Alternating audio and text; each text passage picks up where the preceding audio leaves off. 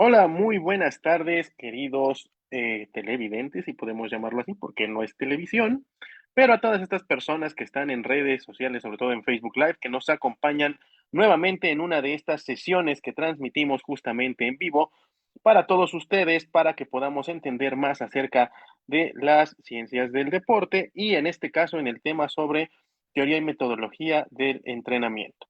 Es muy importante justamente que presten atención a la sesión del día de hoy porque empezamos un nuevo año con nuevos temas. Ya mis otros compañeros de nutrición y de psicología han empezado a aportar y ahora es mi turno para poder seguir sumando a la causa.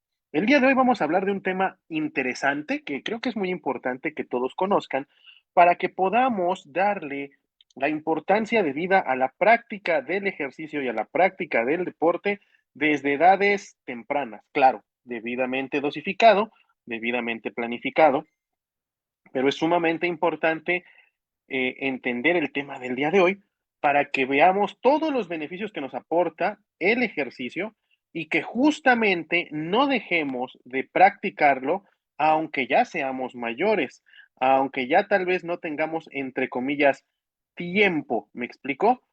Porque eso es lo que muchas veces necesitamos seguir haciendo, hacer prácticas para poder mantenernos saludables. Me van a decir, ¿cuál es el tema del día de hoy, profesor? Bueno, hoy vamos a hablar sobre el músculo como un órgano endocrino, ¿de acuerdo? ¿Qué es un órgano endocrino? Un órgano que segrega sustancias al organismo para mantener una comunicación o generar algún tipo de efecto. Recordemos que el organismo se puede comunicar a través del sistema nervioso central o a través de la segregación de sustancias mediante las glándulas como la glándula pineal, las glándulas suprarrenales, la glándula tiroides y todo esto genera sustancias que generan efectos en algunos otros órganos, lo que genera una comunicación y un efecto y consecuencia de la generación de estas sustancias. Es muy común que entendamos, que sepamos de este tipo de glándulas, la pineal, la suprarrenal y cómo está relacionado. Pero el músculo como órgano endocrino es algo que, entre comillas, con investigación profunda es novedoso, aunque ya tiene bastantes años de esta idea de que el músculo puede segregar sus propias sustancias, ¿de acuerdo? Entonces, el tema de hoy nos va a ayudar a entender muchos de los impactos positivos que posee justamente el ejercicio. Y entonces vamos a tomar muy en cuenta lo que vamos a platicar el día de hoy. Voy a iniciar compartiendo pantalla para que hablemos respecto del tema.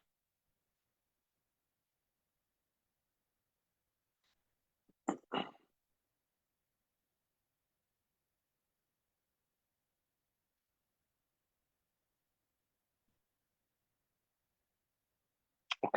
Entonces vamos a iniciar justamente con el músculo esquelético como órgano endocrino. ¿Qué es el músculo esquelético? Vamos a retomarlo un poco. El músculo esquelético es un tejido abundante que se sitúa en múltiples partes del cuerpo humano, ya que es el encargado de producir las contracciones que necesitamos al día. Además, este tipo de músculo es el que en su mayoría se realiza de manera voluntaria cuando necesitamos movernos. Recordemos que en este aspecto el músculo se puede catalogar también por un poco de su tonicidad. Poseemos músculos fásicos y músculos tónicos. Los músculos tónicos son los relativos a los que mantienen cierta tonicidad a lo largo del día y están muy relacionados con nuestra postura y nuestra estabilidad. Los músculos fásicos, por el contrario, son aquellos que tienen una baja tonicidad, que pueden tonificarse, pero esta baja tonicidad es para que puedan hacer algunos trabajos particulares para moverse, generalmente más vinculado hacia las extremidades, ¿de acuerdo? Entonces, todos los músculos que comprenden el sistema musculoesquelético están asociados a este proceso endocrino, ¿de acuerdo? Vamos a recordar cómo es esta composición del músculo. La unidad estructural del músculo esquelético es una fibra muscular. Esa es la parte más pequeña de la estructura de músculo esquelética. Una célula cilíndrica alargada con muchos núcleos. Una fibra muscular se constituye de muchas miofibrillas, las cuales están recubiertas por una delicada membrana llamada sarcolema. De hecho, aquí podemos ver el ejemplo de cómo se ve una miofibrilla, el sarcolema, los núcleos alrededor e incluso las mitocondrias que pueden estar presentes, o más bien que están presentes dentro de una fibra. ¿De acuerdo? Las miofibrillas, recordemos que son la unidad básica de contracción, es lo más pequeñito que nos vamos a encontrar. El modelo de las bandas transversas en el músculo estriado se repite a lo largo de la fibra muscular, siendo cada repetición conocida como sarcómera. Entonces, aquí podemos ver en la imagen de la derecha, justamente nuestra sarcómera o sarcómero, ahí tantito, justamente, donde vemos la línea Z en cada lado, la banda A, y entre banda I y banda I, o banda 1 y banda 1, tenemos la sarcómera, ¿de acuerdo? Y hagan de cuenta que ese paquetito se va repitiendo a lo largo de toda la fibra muscular, ¿de acuerdo? Eso es muy importante tenerlo en cuenta. Ahora, esta miofibrilla está constituida por varias sarcómeras que contienen filamentos delgados de actina, los gruesos que son la miosina, componentes elásticos que es la titina e inelásticas que es la nebulina. Ahora, es importante también considerar la titina porque ese componente, cuando hablamos ya respecto a la curva de Hill respecto al efecto elástico del movimiento, pues la titina tiene que ver. Mientras que la titina y la nebulina, pues son partes del citoesqueleto intramiofibrilar.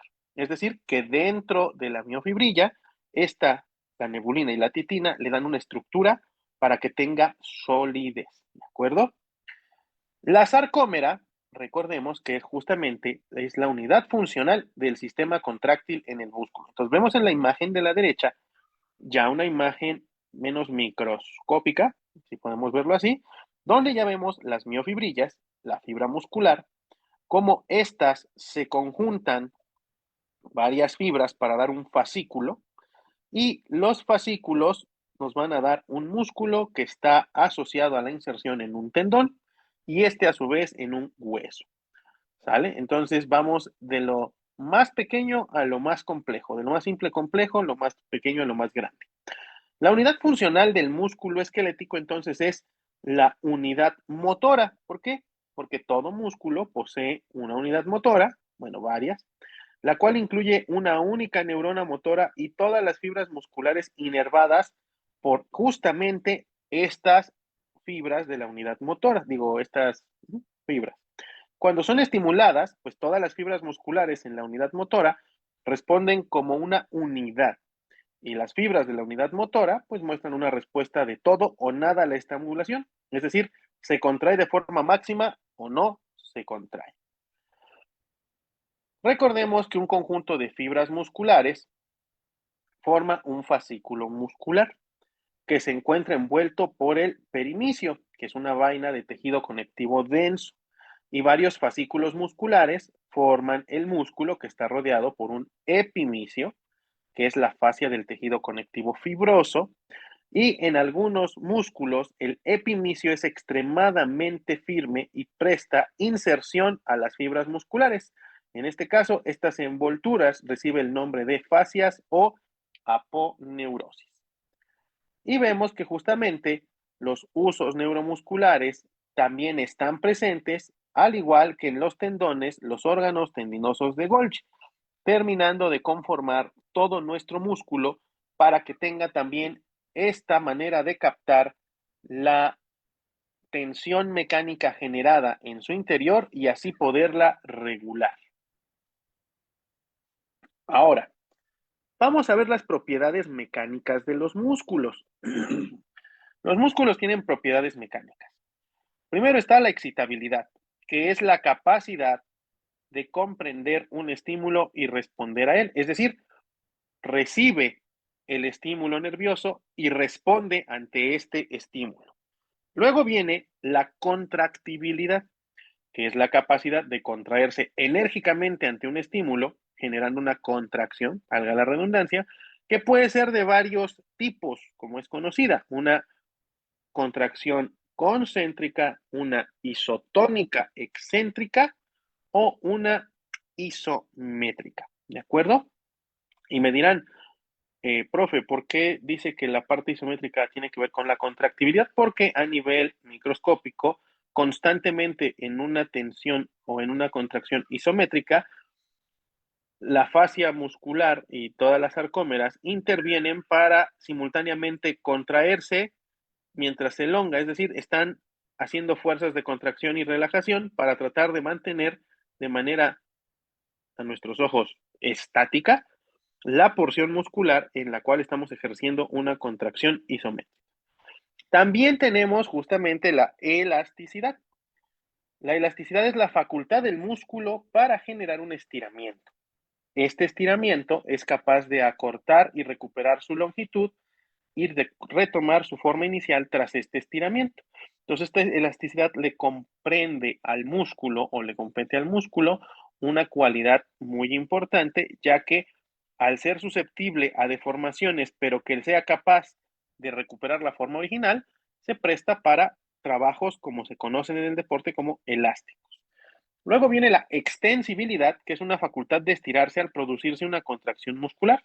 Las fibras musculares también pueden estirarse más allá de su longitud en reposo. Y por último está la plasticidad, que es la capacidad de modificar su tamaño y forma en función de la acción que realiza, es decir, se adapta al tipo de esfuerzo. Una vez que ya vimos introductoriamente este proceso en que están estructurados los músculos, más allá de todas estas propiedades mecánicas, nerviosas que vimos, ¿tendrá alguna otra? Pues la respuesta es que sí. ¿Por qué? Porque posee cualidades endócrinas y esto es muy importante. Vamos a hacer una perspectiva histórica. La idea de que las células del músculo esquelético puedan producir y secretar factores humorales, pues no es nada nuevo. Ya a mediados del siglo XX, Goldstein ya había justamente especulado con la posibilidad de que el músculo esquelético, a consecuencia de repetidas contracciones, pudiera liberar al torrente sanguíneo una serie de factores humorales, como se le llamaba, o factores de ejercicio. ¿De qué son capaces estos factores humorales? Pues son capaces de comunicar al propio músculo con otros órganos o tejidos, por ejemplo, tejido adiposo, el hígado, el cerebro. Y así que controlar la glucemia independientemente de la insulina. Y esto es muy importante porque vamos a ver que se ha ido descubriendo a lo largo de la historia. Con el estudio que había hecho Pedersen en el 2007, conocido como factores de ejercicio, surge un concepto conocido como mioquinas o miocinas. El término mioquina hace referencia a una proteína sintetizada y secretada por una célula, y estas pueden ejercer efectos autopara y endócrinos. Por ello, deben ser clasificados como mioquinas aquellas citoquinas y péptidos que sean producidos, expresados y liberados por las fibras musculares y ejerzan efectos parácrinos o endócrinos, es decir, de comunicación o de modificación de ciertos procesos. ¿Cuál es el elemento fundamental para que sucedan o se den las condiciones de generar estas miocinas o mioquinas? Bueno, pues la actividad contráctil es este elemento regulador. Es esencial que haya contracciones en el músculo para expresar y secretar la gran mayoría de las mioquinas actualmente descritas, según nos dice Schneider en 2015. Ahora, esta secreción, ¿qué puede hacer? Pues influenciar el metabolismo de otros órganos y de otros tejidos. Y vamos a ver en la imagen cómo justamente el músculo como órgano endocrino tiene un rol fundamental en la adaptación de las miocinas en el ejercicio. Y vamos viendo en esta imagen la gran cantidad de órganos blancos que las miocinas presentan o mioquinas. Hígado, células inmunes, intestino, páncreas. Tiene efectos en células tumorosas o tumorales, tejido adiposo, hueso, cerebro.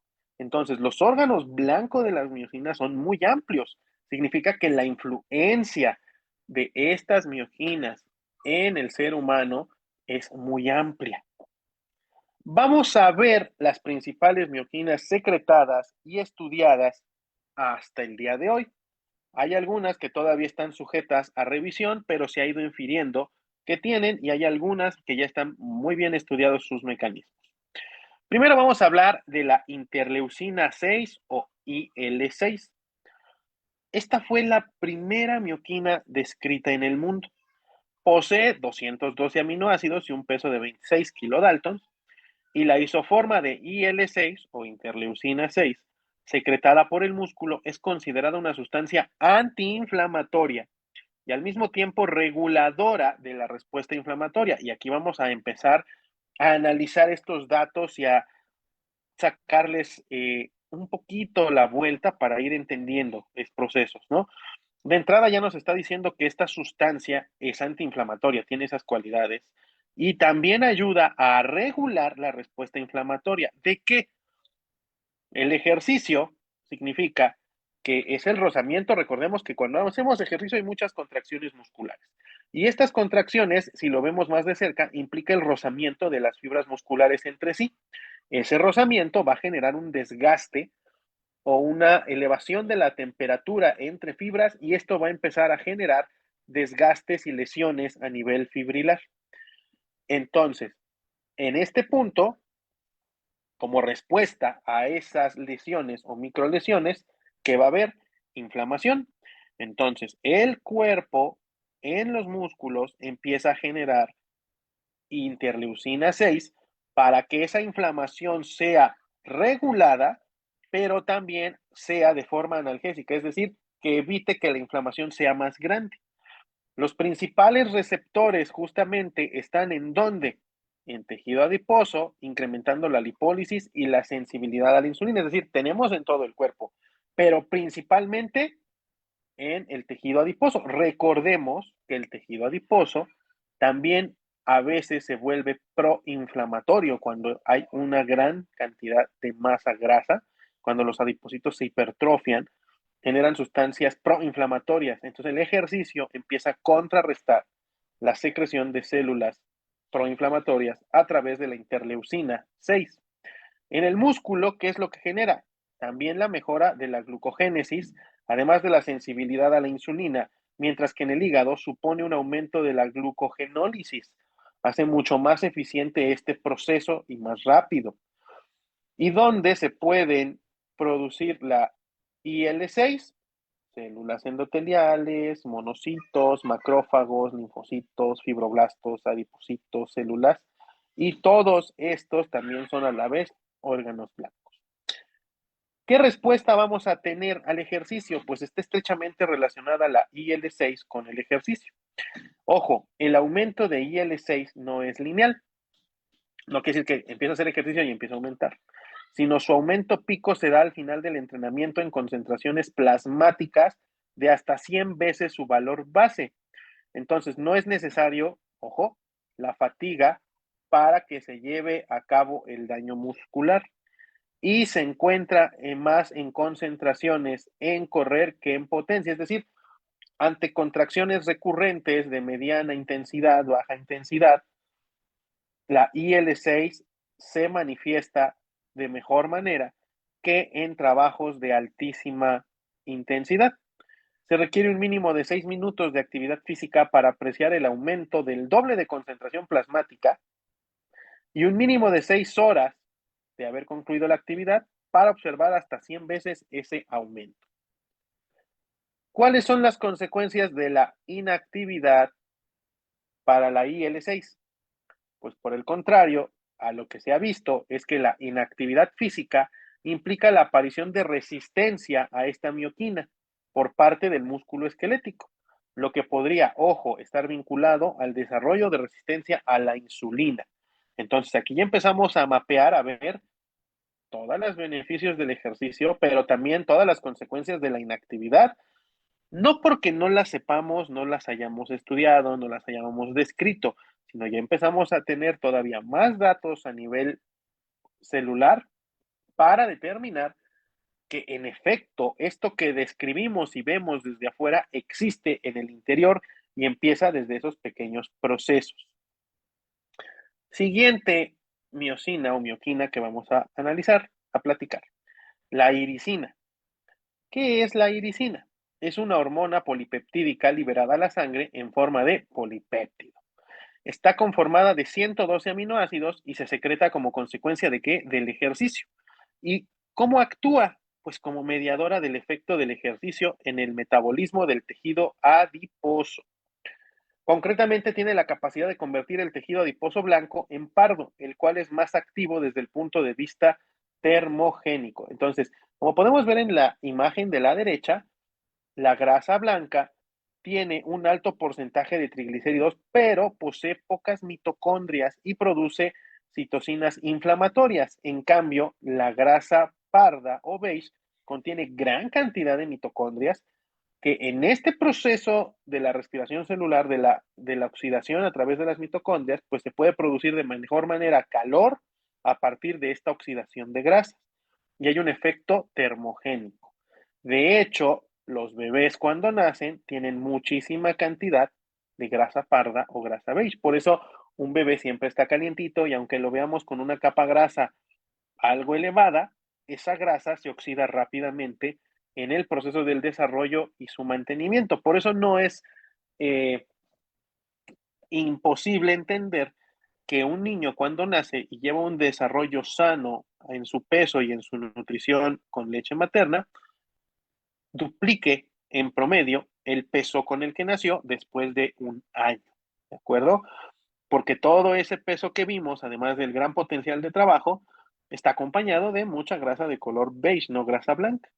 Entonces, la iricina tiene la capacidad concretamente de convertir o de reconvertir el tejido adiposo blanco en pardo, el cual es más activo, perdón, desde un punto de vista de la génesis de temperatura. Ahora, ¿esto también de qué va a ir acompañado? De un aumento en el consumo de oxígeno, disminución del peso corporal, aumento de la glucosa que conlleva una disminución de la secreción de la insulina. Es decir, ya no vamos a estar pidiendo insulina para que podamos liberar y trabajar esta glucosa. Entonces, la iricina nos va a ayudar a ello. ¿Cómo aparece esta respuesta al ejercicio? Pues se ha observado justamente que tanto el ejercicio aeróbico, así como en el ejercicio de fuerza, los niveles de iricina aumentan a nivel plasmático. Sin embargo, la modalidad de ejercicio que supone una mayor secreción está justamente en el aeróbico. Además, se ha constatado que el sarcoplasma del músculo esquelético pues constituye la fuente primordial de secreción de iricina. Entonces, tenemos que hacer ejercicio para que la iricina aumente y ayudemos a este proceso de termogénesis una vez que se ha convertido de grasa blanca a grasa parda. ¿Qué consecuencias tiene la inactividad? Pues diversos estudios han evidenciado la relación positiva entre la iricina, la sensibilidad a la insulina y la pérdida de peso. Por el contrario, la pérdida de masa muscular por inactividad sugiere una disminución negativa de iricina. Entonces se ha observado que también la iricina disminuye cuando el índice de masa corporal aumenta. ¿Por qué? Porque al aumentar el índice de masa corporal, también estamos hablando justamente de estos procesos donde por lo regular, con ese aumento de la grasa y la pérdida de la masa muscular, pues la iricina se ve afectada de manera negativa. ¿Qué otros datos tenemos de la iricina? Pues a medida que aumentan los años, la secreción de iricina es menor y es atribuido a la masa, a la pérdida de la masa muscular, es decir, por la sarcopenia asociada a los años, la iricina va disminuyendo. Sobre todo se hace más enfático cuando hay una inactividad muy marcada. La iricina, ¿qué hace? Pues retrasa el envejecimiento mediante el alargamiento de los telómeros, lo que conlleva a la conclusión de que personas con niveles más elevados de iricina son, en efecto, biológicamente más jóvenes. Podríamos decir a manera de chiste que la irisina es parte de los elementos de la fuente de la eterna juventud. Y para mantenerla hay que mantener la actividad física. Ahora, se cree que la irisina también es capaz de proteger al cerebro de la neurodegeneración propia del envejecimiento porque es una mioquina que favorece la neurogénesis. Hasta acá vamos viendo las que se han ido estudiando y conociendo. Ahora, también hay que hablar de la apelina.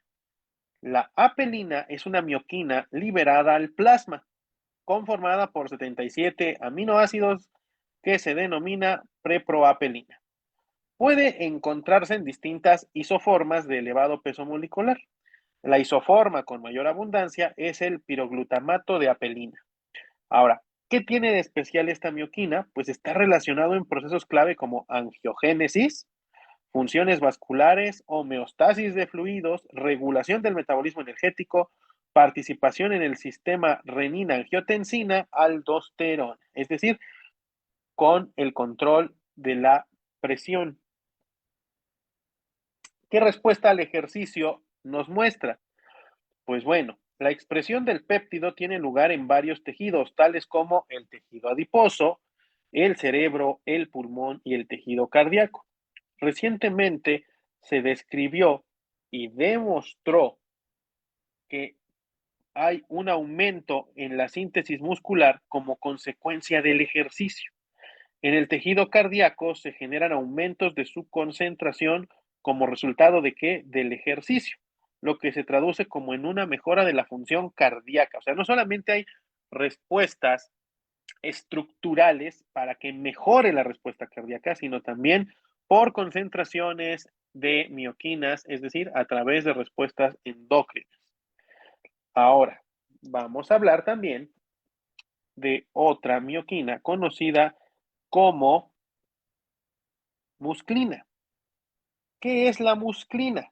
Pues la musclina es una mioquina secretada por fibras musculares tipo 2. Desempeñan sus principales acciones en el músculo e hígado. Es decir, acuérdense que las FT son fast twitch, es decir, fibras rápidas. Es una proteína de 30 aminoácidos y un peso de 11 kilodaltons. Entre los efectos provocados, ¿cuáles destacan? El aumento de la sensibilidad de la insulina y el metabolismo hepático y graso. También interviene en procesos de biogénesis mitocondrial, angiogénesis, lipólisis y pardeamiento de grasas, igual que la irisina, también tiene que ver con el pardeamiento de grasas. Ahora, ¿cuál es el efecto secundario a esta secreción? Pues que hay una mejora también en la capacidad aeróbica. Como respuesta al ejercicio, la musclina es una mioquina que en condiciones fisiológicas propias del ejercicio que favorece la utilización de glucosa por el músculo y su resistencia al ejercicio favoreciendo que la biogénesis mitocondrial. Y recordemos que a mayor biogénesis mitocondrial, a mayor cantidad de mitocondrias, también hay una mejor respuesta respiratoria a nivel celular y una mayor eficiencia en varios procesos donde está involucrada la recuperación, la oxidación y el rendimiento. Otra mioquina que debemos conocer se le llama miostatina. ¿Qué es la miostatina? Pues es una mioquina que desempeña un papel esencial en qué? En la regulación del ejercicio de la masa musculoesquelética. La miostatina en sí, ojo, inhibe el aumento de la masa muscular. Se ha observado una disminución de los niveles musculares y plasmáticos de miostatina en un ejercicio de tipo aeróbico. Y ojo, esto es bien interesante, o a mí me parece muy interesante, porque si queremos disminuir la concentración de miostatina, que su papel es regular el crecimiento de la masa muscular, y vamos a decirlo de una manera muy simplista, quererle ganar, ¿por qué digo simplista? Porque pareciera que solo es 1 más 1 igual a 2, pero hay muchos otros procesos biológicos que a mayor concentración de miostatina, pues obviamente va a haber inhibición del crecimiento de la masa muscular. Si nosotros hacemos ejercicio aeróbico, disminuiremos estos niveles y podemos aspirar a tener un poco más de ganancia de masa muscular. De hecho, la inactividad física ha demostrado ser un regulador para disminuir la concentración y expresión de esta miocina, la cual está presente en mayores concentraciones en personas con obesidad. Y ojo también acá, si tenemos obesidad y mayor concentración de miostatina, significa que por eso a veces se dificulta la ganancia de masa muscular y el ejercicio aeróbico debe ser un componente que complemente el entrenamiento de fuerza. También se ha asociado la aparición de osteoporosis, así como directamente con el desarrollo de EPOC. Y la expresión de miostatina se ve incrementada en enfermedades metabólicas, resultando de interés la disminución de la misma para el tratamiento de dichas enfermedades. Entonces, si se dan cuenta, el ejercicio también es fundamental en estos procesos porque nos está explicando a nivel celular lo que está ocurriendo. Y aquí vamos a ver un poquito, un resumen de lo que se ha investigado justamente de estas mioquinas y los beneficios que se tienen, ¿no? La IL-6 como tal tenemos que es justamente, como habíamos mencionado, tratamiento de la obesidad, control de la ingesta y efecto antiinflamatorio. La iricina, pues es tratamiento de la obesidad y diabetes, neurogénesis, efecto supresor contra el cáncer y tratamiento del Alzheimer, que es lo que se ha estado viendo. La apelina regula la alimentación y la digestión, lo que nos genera control de la ingesta, hipotensión y vasodilatación. También se le acumula o se le hace saber que es un neuroprotector. Sin embargo, hay que hacer más estudios para saber o para encontrar con certeza cómo funciona en todos esos rubros. La musclina también mejora la capacidad aeróbica y biogénesis mitocondrial. Sin embargo, hay poca información y aún hay que aclarar el riesgo-beneficio de esta mioquina. La miostatina, pues obviamente se inhibe para tratar la sarcopenia, la obesidad, la osteoporosis y el EPOC. Sin embargo, todavía son necesarios más estudios para que sea más concluyente. La decorina, que también se está estudiando, aumenta el crecimiento músculo-esquelético y la FGF21 mejora la actividad mitocondrial de la célula músculo-esquelética. ¿Qué correlaciones positivas tenemos con las mioquinas? Pues bueno, en la relación músculo-cerebro tenemos beneficios en la función cognitiva porque disminuye el deterioro. Por lo tanto, mejora la salud cerebral, disminuye el riesgo de demencia. El estrés, la ansiedad y la depresión también disminuyen, así como la mejora en el aprendizaje, la memoria, las funciones ejecutivas, lenguaje, tiempo de reacción y logros académicos, para que vean todo lo que provoca el ejercicio de manera positiva en estas asociaciones de miocinas o mioquinas con los otros órganos.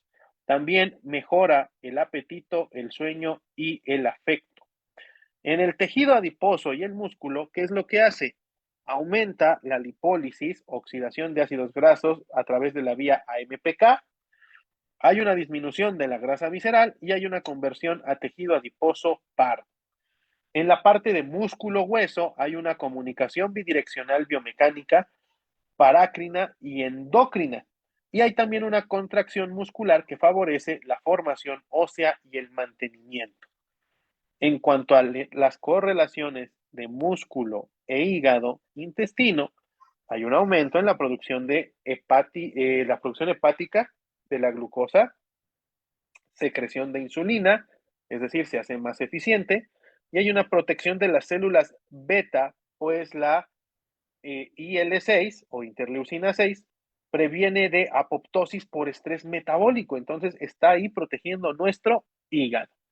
A nivel músculo, inflamación inmunitario o sistema inmune, pues también mediante el estímulo de las contracciones y las mioquinas que se generan, el estímulo en el músculo es un inmunorregulador. Las mioquinas liberadas disminuyen también la grasa visceral, lo que hace que la inflamación disminuya a la larga y promueve la regulación de los neutrófilos y los linfocitos. Y aquí podemos ver todos los beneficios que hay en la masa y la fuerza muscular. ¿Sí? Reservorio de aminoácidos, densidad mineral ósea, gasto metabólico basal, composición corporal, mortalidad, etcétera. Entonces, una vez que escuchamos esto,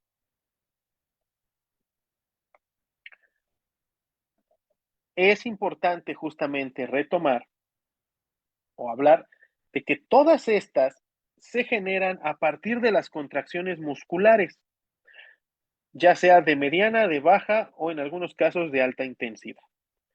¿Esto qué es lo que nos indica o cómo debemos entenderlo? Cosas que ya podríamos decir que inferíamos, que ya sabíamos por la praxis, que es que el ejercicio es sumamente saludable y trae beneficios, pero lo interesante de este tema es que nos están describiendo paso por paso todos los efectos que hay, todos los beneficios que conlleva el hacer que el músculo esquelético se contraiga y se relaje son enormes, son inmensos, y entonces necesitamos entender, comprender, saber que justamente estos músculos son también un órgano activo, no solamente para trabajos mecánicos, para respuestas nerviosas, sino también respuestas humorales y mejorar el funcionamiento de todo el organismo. Entonces, movernos, hacer ejercicio es fundamental para la vida diaria, para la longevidad, para la salud en todos los estados. Esto es lo que nosotros tenemos que buscar y entender. Entonces, la invitación es para que no esperemos a estar enfermos para empezar a buscar estos beneficios. Empezar desde ahorita a través de la mano de los especialistas y también fomentarlo en los niños, ¿sí? Eso es lo importante. En una actividad adecuada para ellos, fomentar que siempre se muevan, jueguen, disfruten, después harán ejercicio, después practicarán un deporte, pero si desde ahorita en casita no se mueven, no hacen ejercicio, no juegan para hacer ejercicio, de adultos va a ser mucho más difícil a veces retomar la actividad, el movimiento que no teníamos ya trabajados desde niños.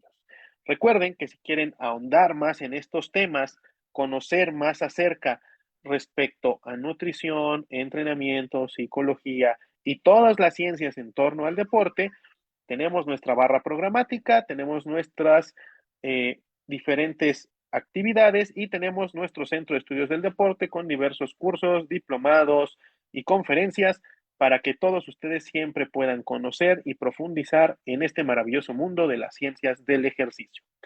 Bueno, llegamos hasta el final del tema del día de hoy. Espero que haya servido esta probadita para reflexionar, para interiorizar, y ya saben que si quieren saber más, pueden buscar en la página de Deporte UNAM y también en el Facebook de Deporte UNAM sobre todos nuestros cursos, nuestros programas, nuestras conferencias. Yo soy Emanuel Novas, deseo que tengan una excelente tarde. Hasta la próxima.